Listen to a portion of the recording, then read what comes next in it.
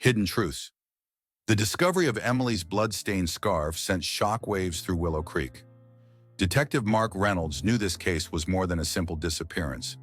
But as he dug deeper, the line between truth and lies began to blur.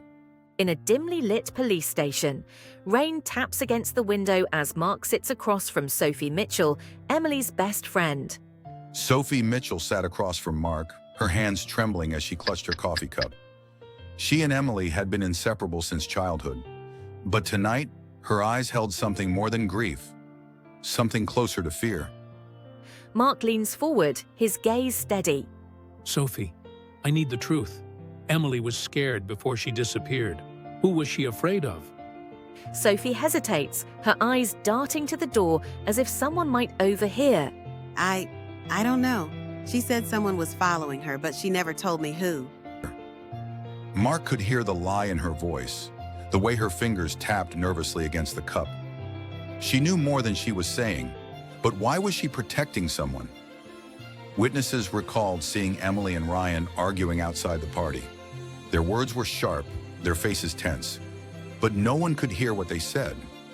Only that Emily walked away, leaving Ryan standing in the cold. Later that night, Mark reviews grainy security footage from a camera near the edge of the woods. Hours later, Mark sat alone in the police station, watching the flickering footage.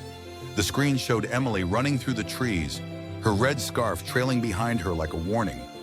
But what made Mark's blood run cold was the shadowy figure chasing her.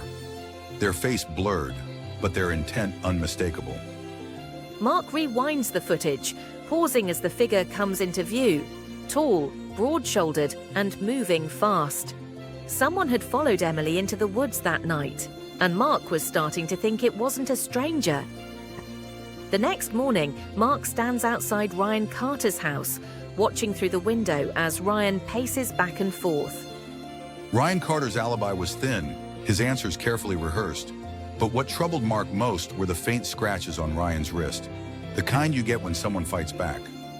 Mark steps closer to the window, his reflection overlapping Ryan's image as if their fates are intertwined. Was Ryan a grieving husband or a man with something to hide? That night, Mark returns to the woods where Emily's scarf was found.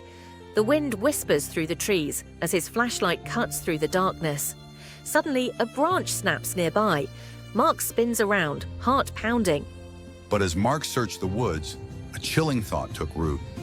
What if the person chasing Emily was still out there? A shadowy figure watching from the trees, just out of sight. Watching him,